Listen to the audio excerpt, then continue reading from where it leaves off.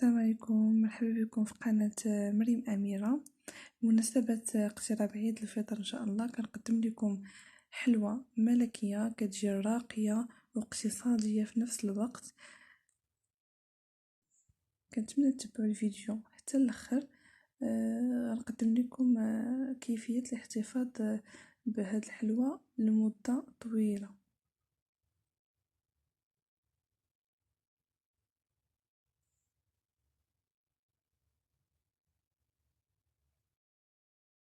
ما تنسوش لي جيم والبارطاج مع صحاباتكم وفرجة ممتعة.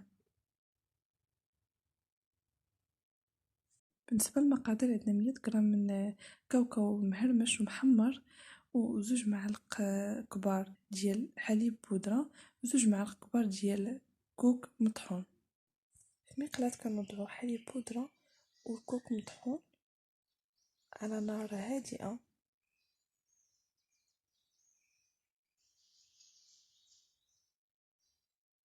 كنبقاو مستمرين في التحريك حتى يتحمر لينا الخليط. بعد ما تحمر لينا الخليط كياخد واحد اللون ذهبي كنطفيو عليه النار. نقدروا نجمعوا الخليط ديالنا بنسلي محلى او نسلي كراميل اللي سبقنا وحضرناه في القناة. نخليكم الروابط. تقدروا تعوضوا نسلي بهذا الخليط. عندنا 250 غرام من العسل ومعلقه صغيره من الجليكوز، معلقه صغيره من القهوه سريعه الذوبان، و125 غرام من الشوكولاط اسود. بعد ما سخنا العسل كنوضعوا الشوكولاط كندوبوه في العسل وهو باقي ساخن.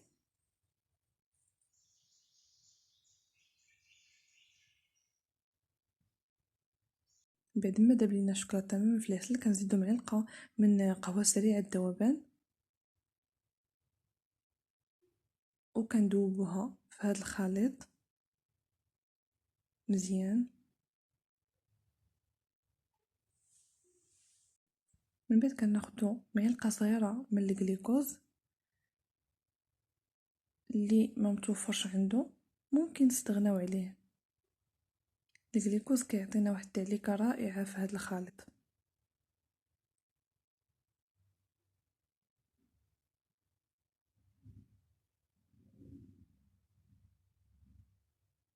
اناء كنوضعو فيه كاوكاو مهرمش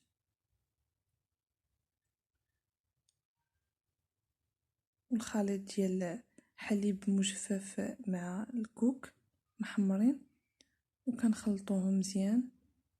كنضيفو 3 ملاعق من خليط ديال العسل والشوكولا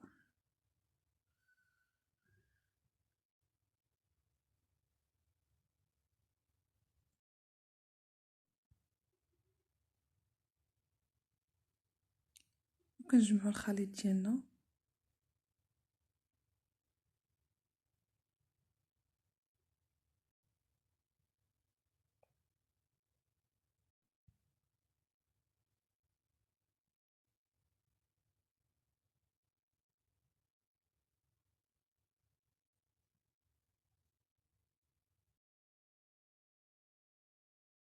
وكنبقاو كنضيفو العسل والشوكولا حتى كيتجمع لنا الخليط تماما.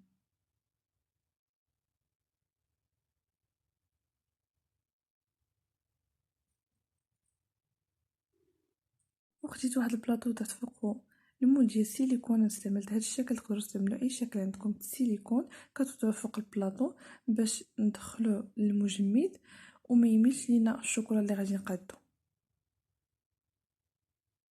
وخديت هنا تقريبا واحد 200 غرام من الشوكولاته السوداء. من بعد ما ذوبتها في حمى مريم كنملؤوا الفراغات اللي عندنا في الليمون حتى النصف، تقريبا معلقه صغيره، وكنخليو النصف الاخر الخليط الاخر. وكنستمروا في العمليه تقريبا معلقه صغيره.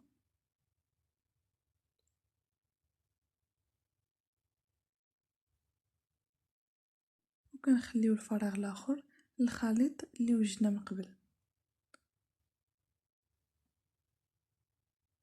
وكنستمروا في هذه العمليه بحال هكا وكندخلوه للمجمد.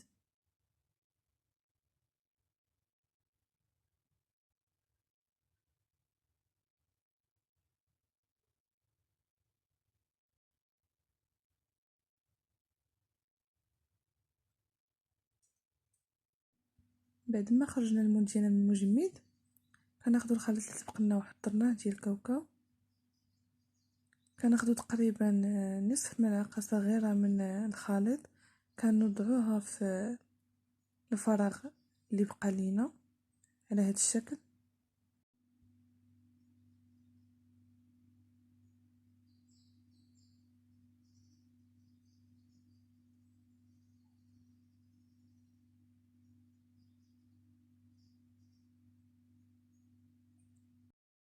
ويمكننا نستمر على شكل كويرات ونملئ الفراغات اللي بقى لنا.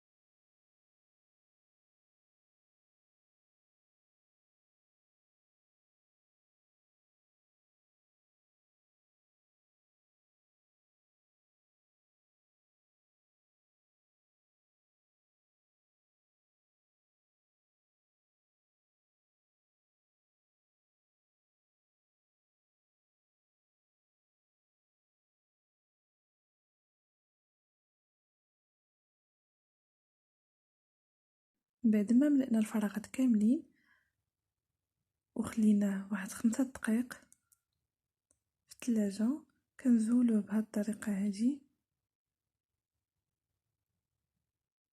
وكيجي على هذا الشكل هذا كيف ما كتلاحظوا.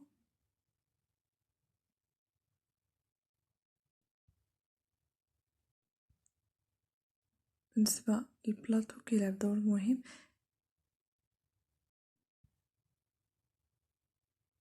كيخلي لنا الشوكولات في قياس واحد.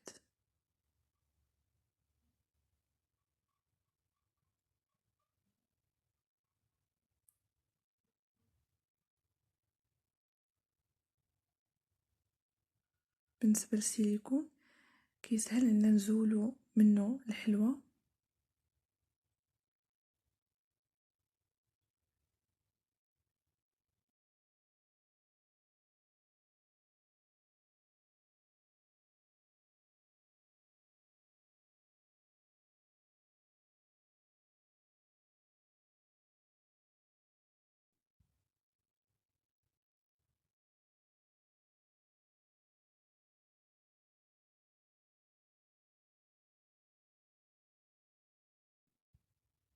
بعد ما سالينا ندوز دابا للتزيين. كنوضعو نيسلي كراميل في البوش كيكون على هذا الشكل كيف ما سبق وذكرت. غنخلي لكم الرابط ديال نيسلي كراميل في صندوق الوصف، وكيجينا الحلوى ديالنا على هذا الشكل. وغادي نستمروا في الكميه اللي باقا عندنا.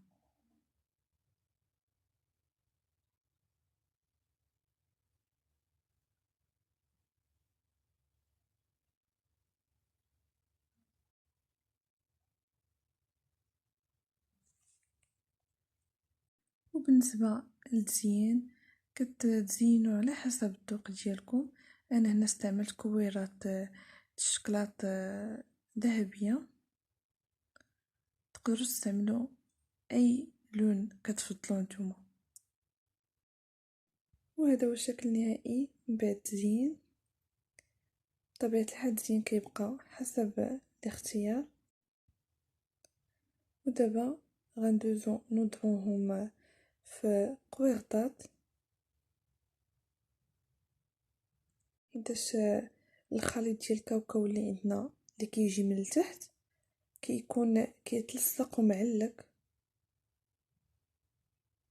يستحسن اننا نديرو قبيضات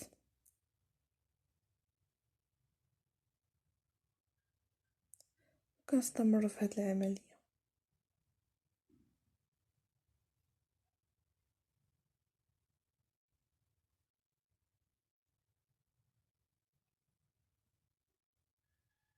انا هنايا خليت نفس الشكل اللي في المول وبغيت نغير، وخديت الشوكولا بيضاء، غيرت من لون الشوكولا وحتى من الطعم.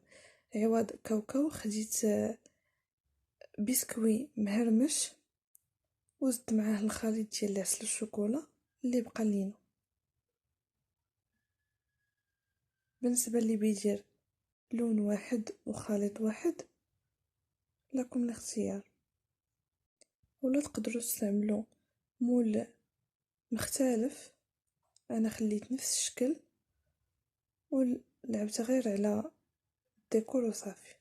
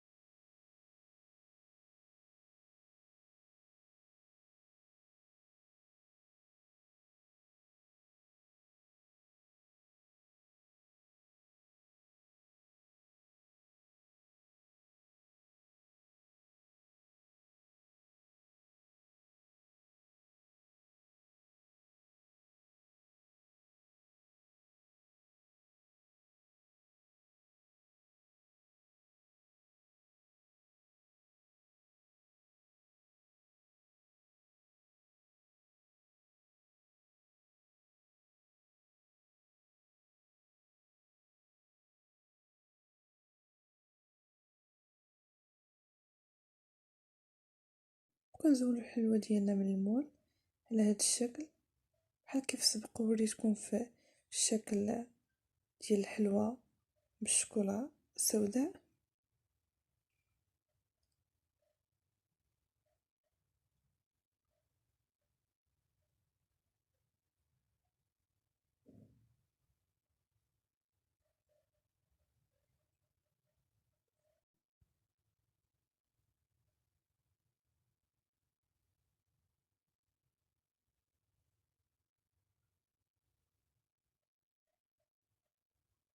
وكنستمروا على هاد الشكل في التزيين كيف سبق ليا وريتكم في الشكل الاول.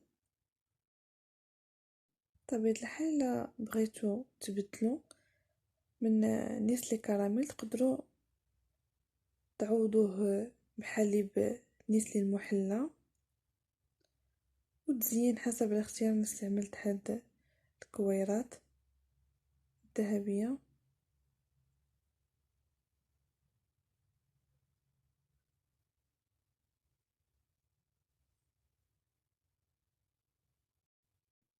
وكنوضعوهم في القويرطات، نستعملو القويرطات اللي ملونين، وكنستمروا في هاد العملية. وهذا هو الشكل النهائي ديال الحلوى بالشوكولاتة البيض. وهذا هو الشكل النهائي ديال الحلوى الملكية، كتجي راقية في المنظر ولذيذة بزاف. كنتمنى تجربوها، كتجي رائعة واقتصادية في متناول الجميع.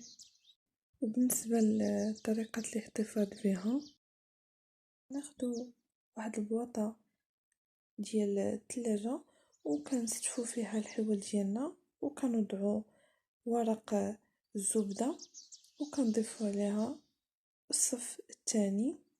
بالنسبة لي بتحتفظوا بها لمدة قصيرة تضعوها في الثلاجة، إذا بتحتفظوا بها لمدة طويلة تقدروا تستعملوها في المجمد. وما تنساوش اللايك والبارطاج.